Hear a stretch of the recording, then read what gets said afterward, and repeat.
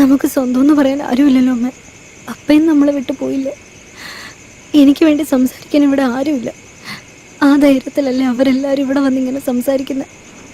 എന്റെ മോള് വിഷമിക്കാതെ. ഞാൻ ജീവനോടെ ഇരിക്കുമ്പോ ഇത് നടക്കാൻ സമ്മതിക്കില്ല. നിന്നെ ഇനിയും പഠിപ്പിക്കണമെന്ന് പറഞ്ഞ അധ്യാപികയല്ലേ, അവരെ പോയി കണ്ട് സംസാരിച്ച് ഇതിനൊരു പോംവഴി നമുക്ക് കണ്ടുപിടിക്കാം. നീ ഇവിടുന്ന് എവിടേക്കെങ്കിലും പോയി സമാധാനമായിട്ട് ജീവിക്കും. എന്നെ ഓർത്ത് വിഷമിക്കണ്ട. ഇവിടുത്തെ കാര്യം ഞാൻ നോക്കിക്കോളാം. ശരി, ഞാൻ നാളെ രാവിലെ തന്നെ പോവാൻ നോക്കട്ടെ. പോയി വരുന്നവരെ നീ സൂക്ഷിക്കണേ. ആ ശരി അമ്മ. എന്നാ മോൾ ഉറങ്ങിക്കോ. തന്റെ സുഹൃത്തിന്റെ പ്രണയിനിയെ കാണാൻ വേണ്ടി അവർക്കൊപ്പം തങ്ങാൻ തീരുമാനിച്ചു. ഗർഭിണിയായ തന്റെ ഭാര്യയ്ക്ക് തുണയായി അവൾ അനിയനെ പോലെ വളർത്തിയവനെ കാവലിരിക്കാൻ പറഞ്ഞു. അവരുടെ ഒപ്പം കഴിഞ്ഞ് പകലിൽ വെളിയിലിറങ്ങി ശീലിച്ചതുകൊണ്ട് ഈ സ്ഥലം മാറ്റം അവന് ഉൾക്കൊള്ളാനായില്ല. അവൻ ദേഷ്യം കൊണ്ട് വിറച്ചു. അതിന്റെ അനന്തരഫലം എന്തായി തീരുമെന്നുള്ളത് അവർ അറിഞ്ഞിട്ടുണ്ടാവില്ല.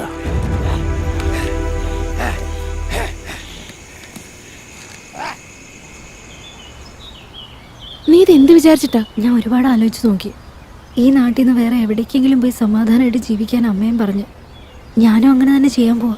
പക്ഷെ അവന്റെ കൂടെ എങ്ങനെയാടി നീ?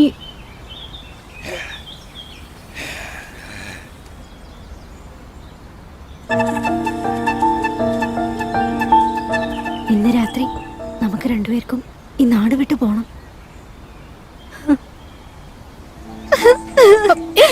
മതി. അവൻ എന്ത് ചെയ്തിട്ടാ? ആ പാവത്തിന് തല്ലുന്ന എന്തിനാ? ഞാൻ പറയുന്ന മനസ്സിലാക്ക്. ഇനി ഞാൻ ഇവിടെ നിന്ന വേറെ ഒരാളുമായിട്ട് എന്റെ കല്യാണം നടത്തും അവര്. അങ്ങനെ എന്തെങ്കിലും നടന്ന പിന്നെ ഞാൻ ജീവനോടെ ഉണ്ടാവില്ല. നിനക്ക് വേണ്ടി എന്റെ അമ്മയെ പോലും വേണ്ടെന്ന് വെച്ചാ ഞാൻ വന്ന്. അതുപോലെ നീയും നിന്റെ നാടൊക്കെ വിട്ട് എന്റെ കൂടെ വരണം. വേറൊരു ഗ്രാമത്തിൽ പോയി നല്ല നിലയിലൊക്കെ എത്തുമ്പോൾ നമുക്ക് തിരിച്ചു വരാം. നിന്റെ നാടും എന്റെ നാടും ഒന്നാക്കി സന്തോഷമായിട്ട് ജീവിക്കാം നമുക്ക്.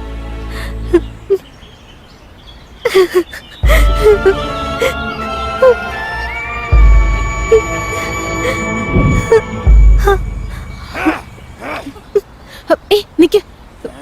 ഇപ്പൊ എങ്ങോട്ട് പോണ്ട, രാത്രിയായിട്ട് പോയാ മതി. അതാ നല്ലത്. ശരി, നീ വന്നേ. എടി, നീ ഇവിടെ വിട്ട് പോവാന്ന് പറഞ്ഞില്ലേ? ഇവിടേക്കാന്ന് വെച്ചാ എനിക്കറിയില്ല. ഞാൻ ചെറുതായിരിക്കുമ്പോ എന്റെ ഒരു അമ്മാവൻ ഈ നാട്ടിൽ നിന്ന് എവിടേക്ക് പോയി. പിന്നെ 2 വർഷം മുമ്പാണ് എന്നെ കാണാനായിട്ട് ഇവിടേക്ക് വന്നത്. അവര് ഗോവ എന്ന് പറഞ്ഞ സ്ഥലത്താ. നീ കുറെ പഠിച്ചതൊക്കെയല്ലേ? അവരുടെ വിലാസം ഞാൻ നിനക്ക് തരാം. നീ അത് കണ്ടുപിടിച്ച് എങ്ങനെയെങ്കിലും അങ്ങോട്ട് എത്തും. നീ അവിടെ പോയിട്ട് എന്റെ കാര്യം പറ. പിന്നെ ഒരു പ്രശ്നം ഉണ്ടാവില്ല. നിനക്ക് വേണ്ടത് എന്താന്ന് വെച്ചാൽ അവര് ചെയ്തു തരും. ശരി, വാ പോവാ. നീ രാത്രിയെ കഴിഞ്ഞിട്ട് ഇവിടേക്ക് വന്നാ മതി. ഇന്ന് രാത്രി നമ്മൾ എപ്പോഴും കാണാറില്ലേ, ആ വീട്ടിലേക്ക് വന്നാ മതി. വരില്ലേ? വാടി. ഇത്ര നേരം ഞാൻ പറഞ്ഞപ്പോ ഒരു വിലയില്ല. ഇപ്പൊ ഇവൻ പറഞ്ഞോണ്ടല്ലേ. എനിക്കറിയാം നീ എന്തായാലും വരുമെന്ന്. എവിടെ പോയി തൊലക പെണ്ണ്? അമ്മ വരുന്നു. വന്നേ.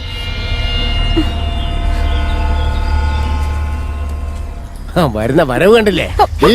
രാവിലെ മുതൽ എവിടെ പോയി നിറക്കിട്ട് പരിപാടി രണ്ടും പന്നെ കഴിവറ മക്കളെ. നിക്കടി, നിന്റെ 2 കാല് ഞാൻ വെച്ചെടുക്കൂടി. നീ ഒറ്റ ഒരുത്തിയാണ് എല്ലാത്തിനും കാരണം. നീ വന്നതിന് ശേഷമാണ് ഇവൾ ഇത്രയ്ക്ക് മഴയായി പോയത്. ഇനി ഇവടെ കൂടെ നിന്നെ എങ്ങനെ കേട്ടാ വെട്ടി കൊന്നുകളയും ഞാൻ. സൂക്ഷിച്ചോ. മര്യാദയ്ക്ക് മുതലാളിയെ കെട്ടി കൂടെ പുറക്കാൻ നോക്കിക്കോ. ഇല്ലാന്നുണ്ടെങ്കിൽ നാട്ടുകാരെല്ലാം ചേർന്ന് നിന്നെ ഇവിടെ തല്ലിക്കൊന്ന് കുഴിച്ചു മൂടും. പറഞ്ഞേക്കാം കേട്ടോടി.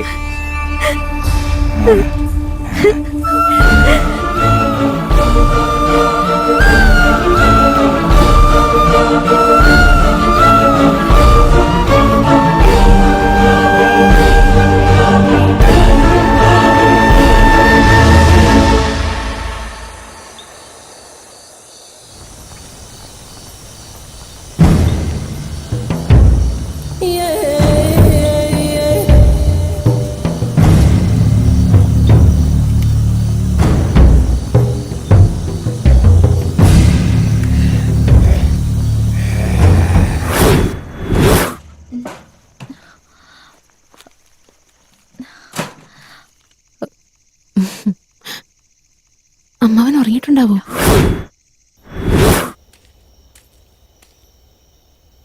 അയ്യോ, അവിടെ വിളിച്ചോണ്ടല്ലോ. ഇനിയിപ്പോ ആ ഫോറസ്റ്റ് ഓഫീസർ വന്നിട്ടുണ്ടാവോ?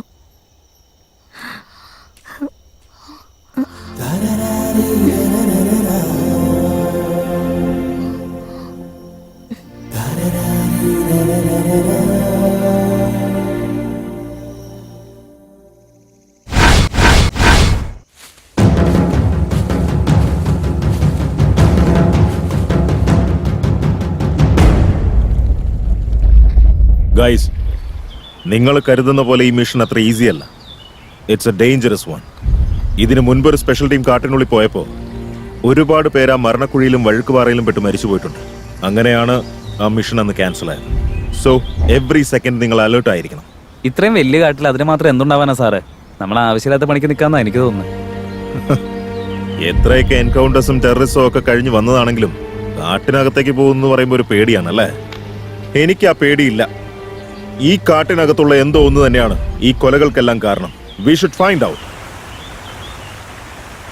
ഞാൻ എത്ര പറഞ്ഞു തന്നിട്ടും എന്റെ പേര് പോലും നീ ഒന്ന് പറയുന്നില്ലല്ലോ.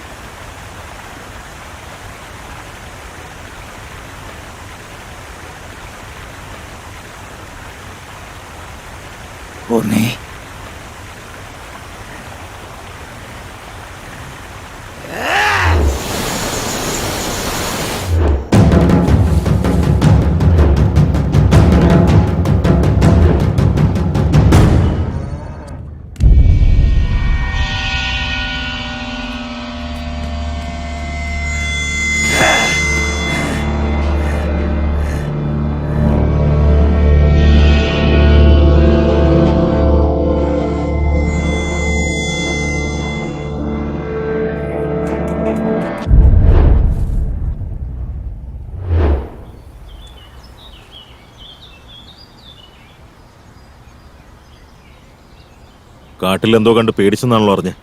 നിങ്ങൾ എന്താ കണ്ടേ? നിന്റെ ഫ്രണ്ട് പൂർണിയെ കൊന്നു കളഞ്ഞല്ലേ? അതിനെപ്പറ്റി എന്തെങ്കിലും അറിയാവോ? ഓക്കെ, ഞങ്ങൾ കാട്ടിലേക്ക് പോവാ. അവിടെ എന്താ ഉള്ളതെന്നൊന്നും അറിയണമല്ലോ.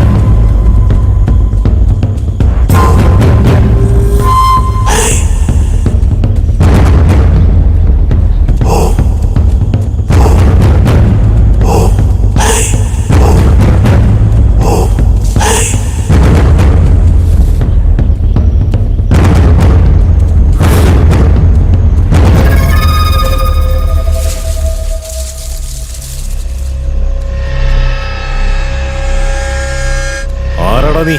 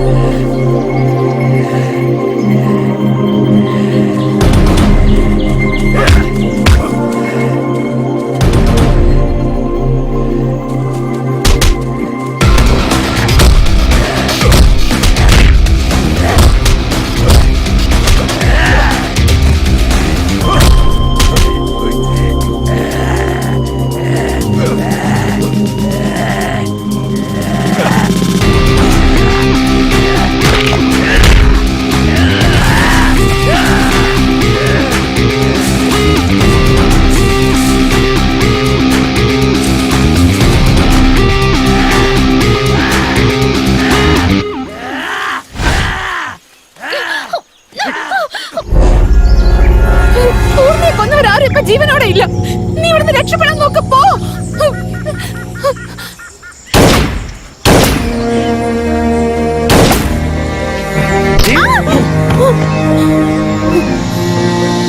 അവനാരാ? അവനും നീ തമ്മിൽ എന്താ ബന്ധം? നിങ്ങൾ കരുതുന്ന പോലെ അവനൊരു മോശം ആളൊന്നുമല്ല.